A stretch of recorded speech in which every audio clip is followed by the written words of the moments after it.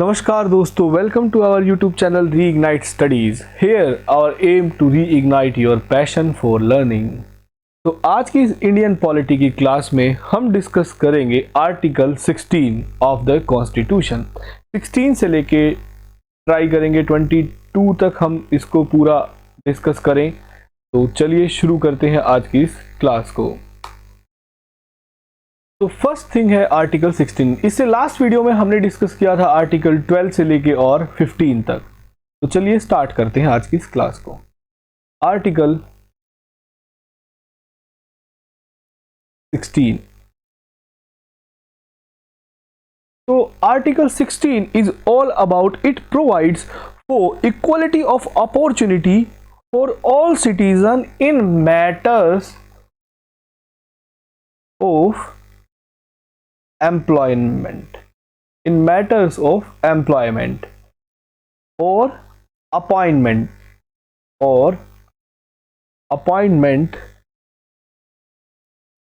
to any office under the state।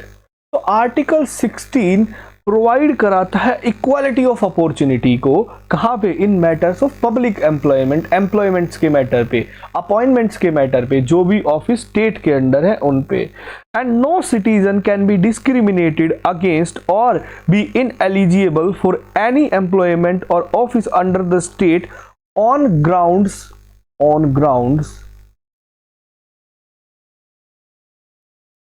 only of religion, race, caste, sex, descent, place of birth।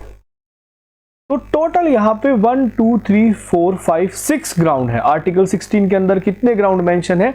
6, जबकि article 15 में हमने पढ़ा था कि टोटल 5 ग्राउंड्स है। इन ग्राउंड्स को आप अच्छे से याद करके जाएं, क्योंकि ऐसा क्वेश्चन पूछा जाता है। एचपीएससी खासकर ऐसे क्वेश्चन पूछ सकती है, तो इनको आप अच्छे से पढ़ के जाएं। तो इसी के अंदर रिजर्वेशन का कंसेप्ट भी है, और अगर आपको पता होगा तो थोड़ा सा मंडल कमीशन के बारे में हम आपको बताते हैं। तो आइए समझते हैं। तो मंडल कमीशन की अगर मैं बात करूं, तो मंडल कमीशन जो सबसे पहले मोरारजी देसाई की गवर्नमेंट थी, इसको जनता पार्टी गवर्नमेंट भी बोला जाता था। मोरारजी देसाई गवर्नमेंट के अंदर मंडल कमीशन लेके आया गया इन द ईयर 1979। 1979 में मोरारजी देसाई जब जनता पार्टी की सरकार थी, तो उस साल में मंडल कमीशन का गठन होता है। मंडल कमीशन को बैकवर्ड क्लास कमीशन भी बोला गया था। सेकेंड बैकवर्ड क्लास कमीशन, याद रखिए, सेकेंड बैकवर्ड क्लास कमीशन। तो फर्स्ट किस ईयर में आया था, ये आप मुझे कमेंट सेक्शन में बताएंगे कि फर्स्ट जो है बैकवर्ड क्लास कमीशन किस ईयर में आया था। इसी कमीशन को मंडल कमीशन बोला गया। आप याद भी होगा, एक फ्रेज यूज की जाती थी इंडियन पॉलिटिक्स में, मंडल का मंडल पॉलिटिक्स। तो इस चीज को याद रखिए। इसके चेयरमैन का नाम था बीपी मंडल। बीपी मंडल एक मेंबर ऑफ पार्लियामेंट थे, और ये बिहार से सांसद थे। ये वैसे भी मूलतः बिहार के थे। तो मंडल कमीशन ने कुछ रिकमेंडेशंस किया कि 50% ऑफ टोटल रिजर्वेशन हो, 27% ओबीसीज के लिए रिजर्वेशन हो इन पब्लिक एम्प्लॉयमेंट के अंदर। तो ये कुछ रिकमेंडेशंस थी, बट ये रिकमेंडेशंस जो है लागू नहीं हुई मोरारजी देसाई सरकार के टाइम पे। इनको लागू किया गया बाद में 1990 में। 1990 के अंदर जब वीपी सिंह की सरकार थी, वीपी सिंह ने पॉपुलिस्ट पॉलिसीज के लिए मंडल की सिफारिशों को लागू कर दिया, जिसके बाद पूरी कंट्री के अंदर एक बहुत तगड़ा आंदोलन भी चला। और आपको एक देशबंधु कॉलेज के बाहर एक आदमी ने आत्मदाह की कोशिश भी की। वो तो एक जग जाहिर न्यूज़ थी। वन अगर आप कभी भी मंडल कमीशन के बारे में कोई डॉक्यूमेंट्री या सीरीज देखते हैं, तो वो एक मेन हाईलाइट होती है। तो ये वीपी सिंह गवर्नमेंट ने 20 इसकी मंडल कमीशन की सिफारिशों को लागू कर दिया था। उसके बाद नरसिम्हा राव गवर्नमेंट आती है 1991 में। तो 1991 में इन्होंने इस रिजर्वेशन को तो चालू रखा, बट 2 चेंजेस किए। एक तो इन्होंने इकोनॉमिक क्राइटेरिया लेके आई है, ठीक है, रिजर्वेशन के लिए इकोनॉमिक क्राइटेरिया को इंट्रोडक्शन किया ओबीसीज के अंडर स्पेशली। और 10% रिजर्वेशन इन्होंने ईडब्ल्यूएस के लिए दिया, इकोनॉमिक वीकर सेक्शन के लिए। बट कोर्ट के अंदर चैलेंज हुआ ये केस, मंडल केस 1992 में, और ये चीज जो है कोर्ट ने नलीफाई कर दिया, इसको वॉइड डिक्लेयर कर दिया। किस चीज को? जो 10% रिजर्वेशन था ईडब्ल्यूएस का।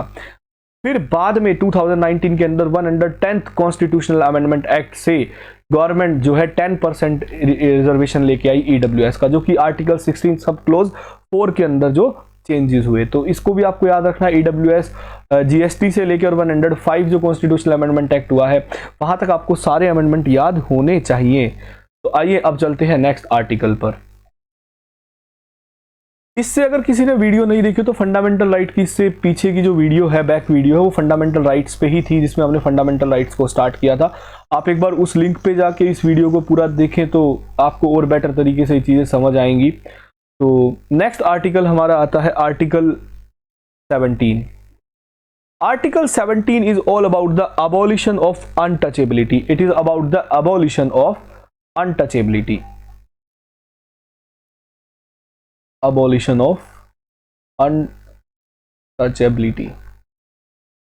ठीक, अब अनटचेबिलिटी के लिए तो कानून भी है, तो इसका मतलब ये होता है कि फंडामेंटल राइट्स को लागू करवाने के लिए भी हमें कानूनों की जरूरत पड़ती है।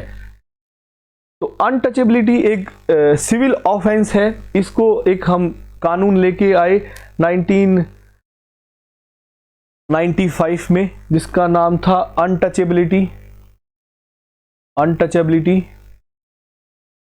Offence act of 1955। बाद में इसी एक्ट का नाम चेंज किया गया और इसको protection of civil rights act नाम दे दिया गया। Protection of civil right act नाम दे दिया गया। तो अनटचेबिलिटी मतलब कैसे कि आप किसी को कैस्ट के बेसिस पे आप किसी को नहीं बोल सकते तो अछूत है, ठीक, इस तरह के वर्ड्स आप यूज नहीं कर सकते। आप अनटचेबिलिटी को जस्टिफाई नहीं करा सकते। आप जो है किसी को शॉप्स पे, होटल्स में और प्लेस ऑफ पब्लिक एंटरटेनमेंट में वहां आप जाने से रोक नहीं सकते। तो ये सारी चीजें हैं। बट सुप्रीम कोर्ट ने बोला कि right under the article 17, remember not the constitution but supreme court says in a judgment that Article 17 is available against private individual and it is constitutional obligation of the state to take necessary action to ensure that this right is not violated। मतलब private individual के against भी अगर मान लो कोई private individual है, public में तो आई जाती है गवर्नमेंट और चीजें, प्राइवेट फॉर एग्जांपल आप भी हो, आप किसी को ऐसे बोल नहीं सकते तो अछूत हैं, अनटचेबल्स हैं, तो ये भी एक क्रिमिनल ऑफेंस के अंदर आएगा। तो प्राइवेट इंडिविजुअल भी आर्टिकल 17 के अंदर कवर है और ऐसा कॉन्स्टिट्यूशन नहीं, ऐसा सुप्रीम कोर्ट बोलती है। ये चीज आपको याद रखनी है, ऐसा कॉन्स्टिट्यूशन नहीं, ऐसा सुप्रीम कोर्ट बोलती है। अब हम आते हैं आर्टिकल 18 पर। आर्टिकल 18, 17 हमने कवर किया, अब आते हैं आर्टिकल 18 पर। Article 18 is all about the abolition of titles. Abolition of titles like कि पहले जैसे टाइटल्स होते थे राय बहादुर, राजा साहब, महाराज धीराज, ये टाइटल्स नहीं होंगे, ठीक है। तो it prohibit state for giving any title except military and academic distinctions on anybody whether a citizen or a foreigner. इनको कोई टाइटल्स नहीं मिलेंगे अगर मान लो नो सिटीजन और foreigner holding any office of profit, कोई ऐसा ऑफिस ऑफ प्रॉफिट नहीं होना चाहिए इनके पास। और अगर कोई फॉरेनर होल्ड करता है ऑफिस ऑफ प्रॉफिट और ट्रस्ट अंडर द स्टेट तो वो भी ये टाइटल्स अडॉप्ट नहीं कर सकता any foreign state without the consent of the president. तो उसको कंसेंट किसका लेना पड़ेगा, ये चीज इंपॉर्टेंट है। कंसेंट अगर मान लो कोई फॉरेनर है इंडिया के अंदर कि for example there is a citizen, there is a Dutch citizen living in India and some NGO give him a title, तो वो टाइटल अगर उसे अडॉप्ट करना है तो उसको पहले प्रेसिडेंट की परमिशन, प्रेसिडेंट से एसेंट कंसेंट लेना पड़ेगा। तो ये चीज इंपॉर्टेंट है, यहाँ पार्लियामेंट नहीं है, यहाँ प्रेसिडेंट का रोल है। ध्यान से यही चीज आपको समझनी है। अगर आर्टिकल 18 की एक ट्रिक बता देता हूँ, आर्टिकल 18 की अगर बात करें ना तो कोई भी परमिशन और कंसेंट की बात आई तो प्रेसिडेंट है, बस ये चीज आप याद रखें। तो यहां तक हमारा कंप्लीट होता है राइट टू इक्वालिटी। अब राइट टू इक्वालिटी के बाद आता है राइट टू फ्रीडम। ये काफी इंपॉर्टेंट आर्टिकल्स हैं यहाँ पे राइट टू फ्रीडम के, ठीक है। ये सेकंड फंडामेंटल राइट है। स्वतंत्रता का अधिकार, पहला था समानता का अधिकार, अब हम बात करते हैं स्वतंत्रता के अधिकार की, यानी कि right to freedom. Right to freedom के अंदर there are 6 rights. Right to freedom के अंदर there are 6 rights, right. The first is article 19। Article 19 guarantees the 6 right. Article 19 जो है अनुच्छेद, संविधान का अनुच्छेद 19 6 अधिकारों को गारंटी करता है टू ऑल सिटीजन। तो right to freedom is from article 19 to article 22, basically it is from article 19 to 22। अब सबसे पहले हम बात करते हैं आर्टिकल 19 यानी आर्टिकल 19 की। तो आर्टिकल 19 6 अधिकार 6 राइट्स की गारंटी देता है टू इट्स ऑल सिटीजन। अब वो 6 अधिकार कौन कौन से हैं, ध्यान दीजिएगा मेरी बात पे। पहला है इसके अंदर right to freedom of speech and expression, right to freedom of speech and expression, right to freedom of speech and expression. दूसरा है राइट टू, तो पहले right to freedom of speech and expression की ही हम बात करते हैं। Right to freedom of speech and expression के अंदर आपका फ्रीडम ऑफ प्रेस भी आता है, आपका राइट टू डेमोन्स्ट्रेशन आता है, but not right to strike. Remember, right to strike is a not fundamental right. Right to know about government activities भी इसी के अंदर आता है। Freedom of silence, even freedom of silence भी freedom of speech and expression के अंदर आता है। फ्रीडम ऑफ कमर्शियल एडवर्टाइजमेंट भी इसके अंदर आता है। Right against tapping of telephone conversation, telephone conversation को आप ऐसे फोन टैपिंग नहीं कर सकते, तो ये भी इसी के अंदर आता है। राइट अगेंस्ट बंद, राइट अगेंस्ट बंद क्या है, सोचिए कि कुछ पार्टीज जो होती हैं, पॉलिटिकल पार्टीज, वो बोलती हैं कि भाई अब इंडिया भारत बंद है, और जब वो भारत बंद अनाउंस करती है और ये सारी चीज, तो उस टाइम पे आपके पास राइट है कि you can go against the bandh, basically they can't force you. So there are again some reasonable restrictions on the right to freedom of speech and expression, because these reasonable restrictions were in news recently, so that is why this part is very important for us. So what are these reasonable restrictions? Basically, a state means the government can impose reasonable restriction on exercising of the freedom of speech and expression. तो state किस basis पे इन पे reasonable restrictions लगा सकता है? तो पहला तो अगर आपकी भाषा से, आपके स्पीच से भारत की प्रभुत्वता या अखंडता को कोई हानि होती है, तो on the ground of sovereignty and integrity of India, security of state, अगर आप सिक्योरिटी के लिए कोई थ्रेट पैदा कर रहे हैं, अगर आप फ्रेंडली रिलेशन बना के चल रहे हैं किसी फॉरेन स्टेट से, पब्लिक ऑर्डर के बेसिस पे भी स्टेट रिस्ट्रिक्शन लगा सकता है, मोरालिटी के बेसिस पे भी स्टेट रिस्ट्रिक्शंस लगा सकता है, मोरालिटी और डिसेंसी, कंटेम्प्ट ऑफ कोर्ट, ये भी इसके अंदर रिस्ट्रिक्शन में आता है, डिफेमेशन, मानहानि भी आती है, and incitement to an offence. तो ये सारी चीजें इसके अंदर रीजनेबल रिस्ट्रिक्शंस हैं। अब हम बात करते हैं राइट टू, और you can say freedom to assemble, freedom of assemble, freedom of assembly, कि लोग इकट्ठा हो सकते हैं। Every citizen has right to assemble peacefully without arms, बिना हथियार के आप लोग इकट्ठा हो सकते हैं। This the freedom can be exercised. अब ऐसा तो नहीं है भाई किसी के घर में जाके इकट्ठा हो जाओगे, कि सारे लोग इकट्ठा हुए कि चलो जी इनके घर पे इकट्ठा होते हैं आज सब, यही हम प्रदर्शन करेंगे, और वो इंसान एग्री है नहीं, ऐसा नहीं है। ये सिर्फ आप पब्लिक लैंड पे परफॉर्म कर सकते हैं, सिर्फ पब्लिक लैंड पे, इंपॉर्टेंट थिंग इज सिर्फ पब्लिक लैंड पे। और राइट टू स्ट्राइक इसके अंदर नहीं आता है। मैंने उसके right to freedom of speech and expression के अंदर भी मैंने आपको बताया था, और इसमें भी मैं आपको एक्सप्लेन करके बता रहा हूं कि right to strike is not a fundamental right. Here state can also impose restrictions। अब असेंबल हो रहे हैं तो वो ट्रैफिक के लिए खतरा हो सकते हैं, ठीक है, तो to maintain traffic state can impose reasonable restriction, कि आप रोड पे इकट्ठा नहीं होगे। और अगेन दो ग्राउंड है, एक sovereignty and integrity, public order भी आता है इसी के अंडर, पब्लिक ऑर्डर में ही ट्रैफिक चीजें आ जाती हैं, sovereignty, integrity, public order and traffic, तो ये चीजें होती हैं। अब स्टेट इस पे दो आईपीसी की जो सेक्शंस हैं, आईपीसी और सीआरपीसी, एक सीआरपीसी की सेक्शन है और एक आईपीसी की सेक्शन है। सीआरपीसी सेक्शन 144, आपने नाम भी सुना होगा, धारा 144, ठीक है, वो स्टेट इंपोज कर देता है कई बार। ए मजिस्ट्रेट जो है, मजिस्ट्रेट के पास पावर होती है, ये भी चीज याद रखें, ये स्टेट असेंबली या पार्लियामेंट के पास पावर नहीं है। सीआरपीसी की सेक्शन 144 के तहत ये पावर मैजिस्ट्रेट के पास है। A magistrate can impose this section 144 on assembly, meeting or procession if there is any risk of health, human life, or if there is any disturbance to public tranquility और ए right और these kind of things, अगर वहाँ पे बहुत ज़्यादा threat है human life को, health को, और ये सारी चीज़ें अगर डिस्टर्ब हो रही है वहाँ पे पब्लिक, तो ये इम्पोज किया जा सकता है सेक्शन 144। और एक होती है section 141। Section 141 is of IPC, ये आईपीसी की धारा है। सेक्शन 141 इज ऑफ आईपीसी, और जबकि वो पास थी सेक्शन 144 वो थी सीआरपीसी। तो इसके अंदर स्टेट इंपोज करता है कि 5 से ज़्यादा लोग असेंबल नहीं हो सकते, जैसे कोविड टाइम पे भी इंपोज की गई थी on the basis of health. तो ये चीज़ें हैं राइट फ्रीडम टू असेंबल में। फिर आता है freedom of association. Freedom of association means all citizen can form any association, union, cooperative societies, NGO, firms, trade union, trust, club, etc. Every citizen can form, but again there are some restrictions like sovereignty and integrity of India, public order and morality.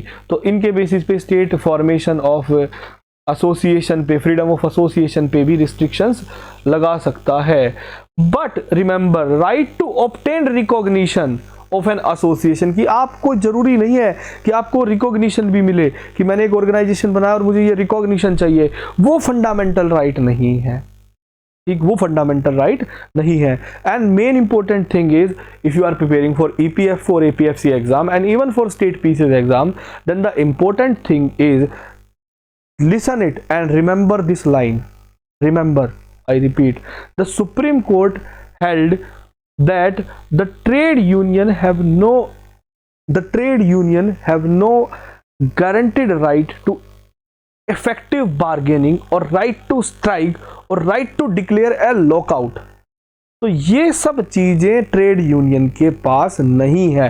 Trade union के right नहीं है कि वो lockout declare कर दे, वो strike declare कर दे, या वो क्या नाम है बार्गेनिंग और ये सब चीजें करे। तो ये ट्रेड यूनियन के पास नहीं है power as per the supreme court, जो सुप्रीम कोर्ट ने बोला है, not mentioned in the constitution. तो ये चीज आपको याद रखनी है। फिर आती है freedom to movement. Freedom to movement की अगर मैं बात करूं तो फ्रीडम टू मूवमेंट, आप कंट्री के अंदर कहीं भी घूम सकते हैं। स्वतंत्रता का अधिकार मेन तो यही है कि आप कहीं भी आ जा सकते हैं। But again state can impose some reasonable restrictions like basically on the ground of public interest of public. और अगर आप ट्राइबल एरिया, शेड्यूल्ड ट्राइब्स के इंटरेस्ट में स्टेट यहाँ पे रीजनेबल रिस्ट्रिक्शंस लगा सकता है। This similar restrictions are imposed by the state on the freedom of residence. Residence आप कहाँ रह सकते हैं, पूरे भारत के अंदर रह सकते हैं। But again state scheduled tribes और पब्लिक, जनरल पब्लिक के लिए आप ये रिस्ट्रिक्शन लगा सकता है। फिर आता है freedom to profession. Freedom of profession, हर व्यक्ति भारत के अंदर कोई भी प्रोफेशन कर सकता है, ठीक है। बट अगेन स्टेट इस पे भी रिस्ट्रिक्शंस लगा सकता है, राइट।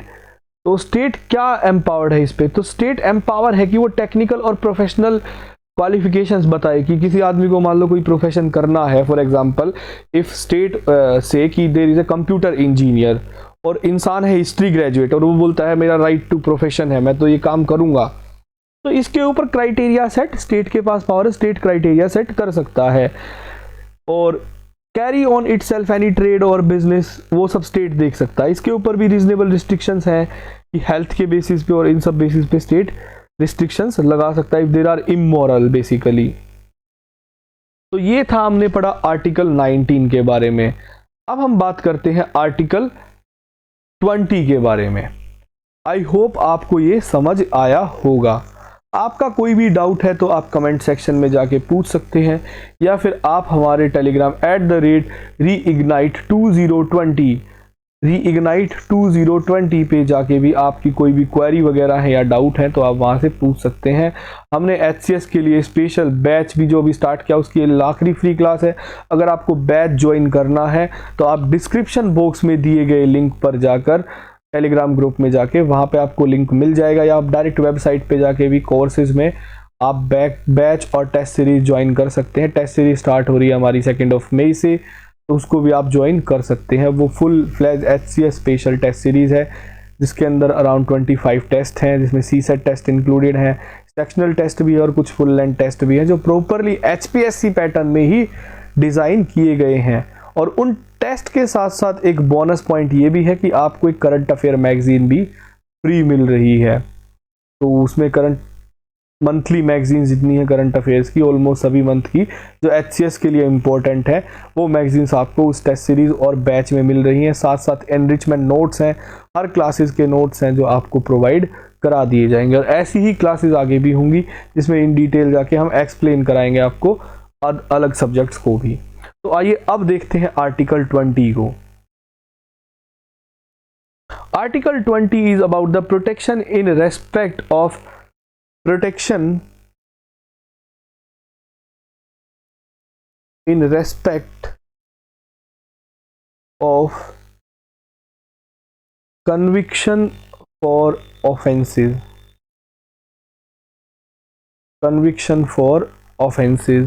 तो article 20 grants protection against arbitrary and excessive punishment to an accused person whether a citizen or foreigner और a legal person like company और कॉर्पोरेशन। तो ऐसी चीजें हैं, बेसिकली 3 चीजें हैं। देखो, पहली चीज तो no ex post facto law. For example if today adultery become the crime, जैसे पहले था तो अगर आज एडल्ट्री क्राइम हो जाता है। फॉर एग्जांपल ऑन डेट 20/7/2023 को एडल्ट्री क्राइम डिक्लेयर कर दिया गया एज ए क्रिमिनल ऑफेंस। और कोई बंदा है जिसने इसको एडल्ट्री में इंडल्ज था, वो था दिसंबर 2022, तो हम उसको क्राइम नहीं मान सकते क्योंकि लॉ बाद में आया है और उसने वो चीज की पहले है। तो no ex post facto law, no person shall be convicted of any offence except for violation of law in force at a time of commission of the act. तो ये चीज आपको याद रखनी है, सरल भाषा में मैंने आपको बता दिया। सेकंड है no double jeopardy. No double jeopardy मतलब एक बार फॉर एग्जांपल किसी आदमी ने मर्डर किया और उसको सजा हुई 10 साल की। 10 साल की सजा काटने के बाद दोबारा से हम उसको उस मर्डर के लिए कोर्ट में स्यू नहीं कर सकते। आप उसको सेम ऑफेंस के लिए बार बार पनिश नहीं कर सकते। Now the third is no self incrimination.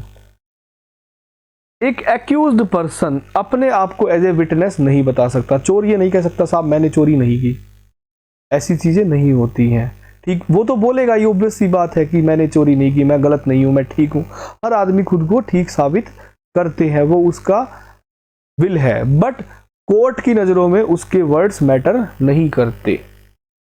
अब देखिए कुछ इसके अंदर भी एक्सेप्शंस हैं जो मैं आपको बताना चाहता हूं कि जो फर्स्ट हमने पढ़ा था no ex post facto law, this limitation is imposed only on criminal laws. ये क्रिमिनल लॉ के लिए ही अवेलेबल है, क्रिमिनल लॉ के लिए ही अवेलेबल है। For example if there is no law on dowry, तो बेसिकली अगर डाउरी पे आज लॉ बनता है और किसी आदमी ने 2 साल पहले डाउरी की डिमांड की थी तो उसको हम कोर्ट में स्यू कर सकते हैं। तो सिविल और टैक्स लॉ पे ये चीज मैटर नहीं करती, सिविल एंड टैक्स लॉज पे। ध्यान से समझ लो इस चीज को, सिर्फ क्रिमिनल के लिए है, सिविल और टैक्स लॉ के लिए ये चीज नहीं है। आई होप आपके लिए अब ये क्लियर होगा ये पॉइंट।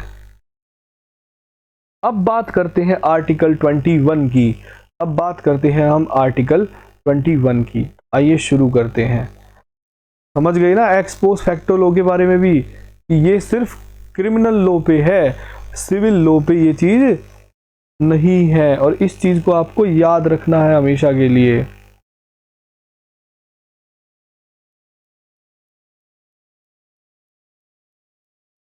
चलिए अब पढ़ते हैं आर्टिकल 21, मोस्ट इंपोर्टेंट आर्टिकल। बहुत बार यूपीएससी ने क्वेश्चन पूछा इससे। Article 21, article 21 is all about protection of life and personal liberty. Article 21 declared that no person shall be deprived of his life or personal liberty except according to procedure established by law। अब word आता है procedure established by law। अब ध्यान देना, इसके अंदर due process of law mention नहीं है, बट ड्यू प्रोसेस, अब मैं कुछ चीजें आपको इन डेप्थ जाके बताता हूं, समझिए जरा इस चीज को। देखिए इंडिया के अंदर डॉक्ट्रिन फॉलो होती थी प्रोसीजर इस्टेब्लिश बाय लॉ की।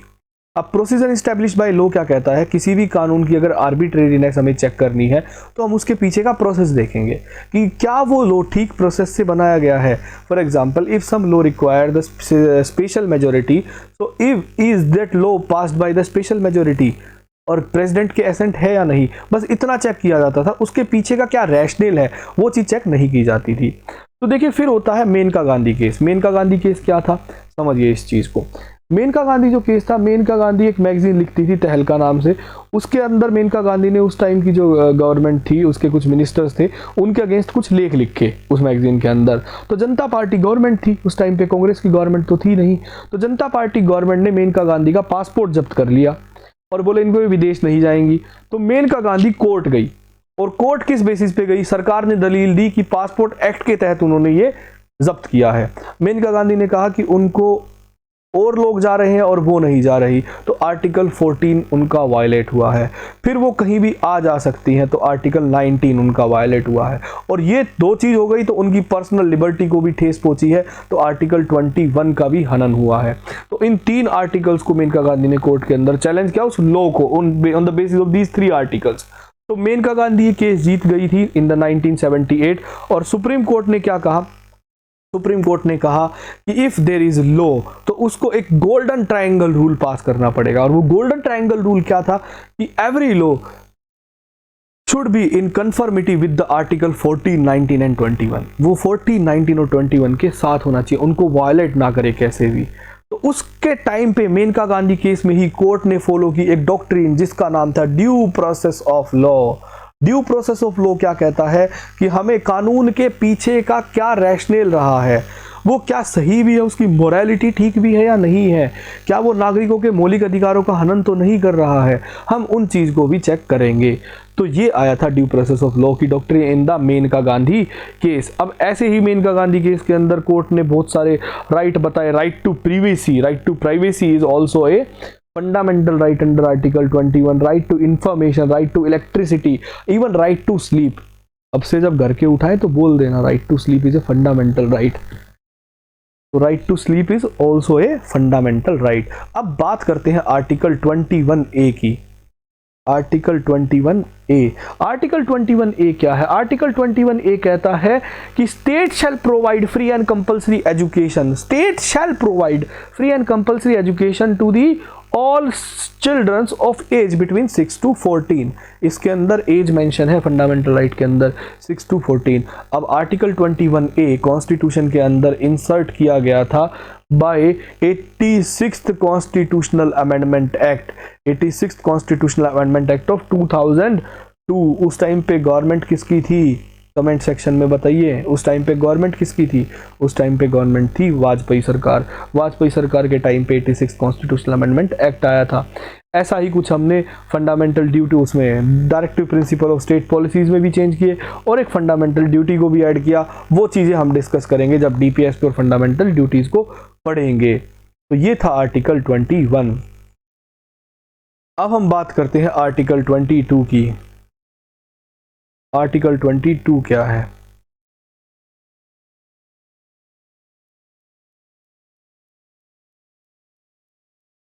आर्टिकल 22 है प्रोटेक्शन अगेंस्ट अरेस्ट,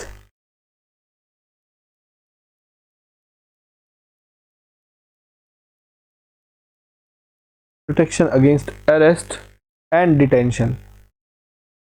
डिटेंशन और अरेस्ट के अगेंस्ट जो इसके अंदर 2 टाइप की डिटेंशन आती है। एक होती है पुनिटिव डिटेंशन। पहले हम पुनिटिव डिटेंशन को डिस्कस करते हैं, फिर हम आएंगे प्रिवेंटिव डिटेंशन पे। पुनिटिव डिटेंशन, अब पुनिटिव डिटेंशन क्या होती है? 2 पार्ट्स में डिवाइड है। द फर्स्ट पार्ट डील करता है ऑर्डिनरी लॉ से और सेकंड पार्ट डील करता है प्रिवेंटिव डिटेंशन लॉ से। तो ऑर्डिनरी जो डील करता है वो पुनिटिव डिटेंशन से डील करता है। इसके अंदर अगर मान लो किसी को हमें अरेस्ट करना है तो सबसे पहले तो हमें उसको इन्फॉर्म करना पड़ेगा कि ग्राउंड ऑफ अरेस्ट क्या है, कि आपको हम क्यों बंद कर रहे हैं, क्यों पकड़ के लेके जा रहे हैं पुलिस में। ठीक, तो ग्राउंड ऑफ अरेस्ट को इन्फॉर्म करना पड़ेगा।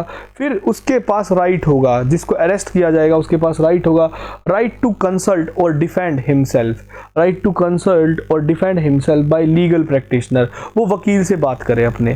थर्ड, उसको 24 घंटे के अंदर विद इन 24 आवर्स हमें उसको मैजिस्ट्रेट के सामने पेश करना होता है। 24 घंटे के अंदर जिस भी आदमी को सरकार ने मतलब पुलिस ने पकड़ा है उसको मैजिस्ट्रेट के सामने पेश करना पड़ेगा कि भाई हमने इसको पकड़ा है। फिर मैजिस्ट्रेट पुलिस कस्टडी जाएगी या उसको बरी कर दिया जाएगा, बरी इन द सेंस कि उसको बेल ग्रांट कर दी जाएगी, तो वो सारी चीज़ें मैजिस्ट्रेट डिसाइड करते हैं। Right to release after 24 hour unless the magistrate authorise further detention, अगर मैजिस्ट्रेट कुछ नहीं कहते, हम पेश नहीं कर पाए, तो 24 घंटे के अंदर आपको उसको छोड़ना पड़ेगा।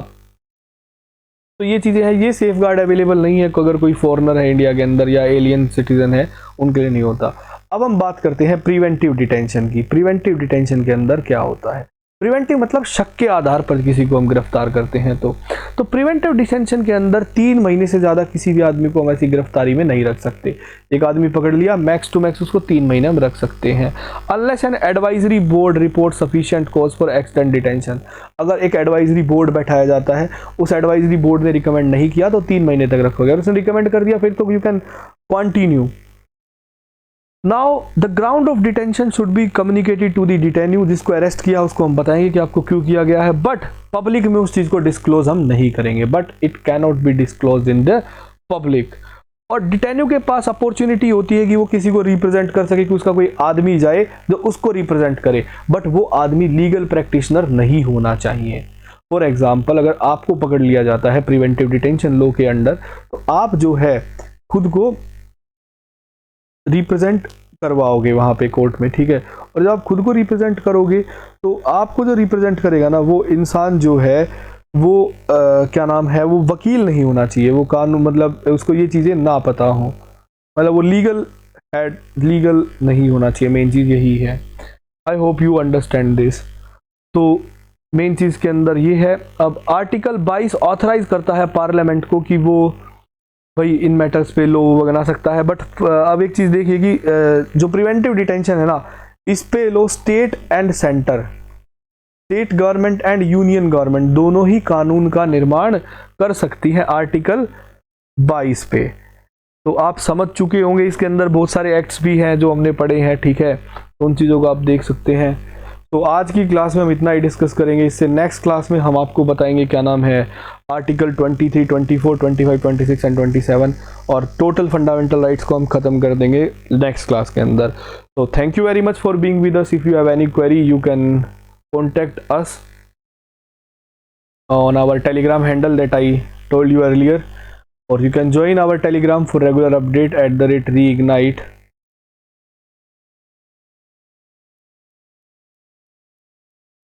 HCS। आप इसको ज्वाइन कर सकते हैं। तो thank you very much friends for being with us.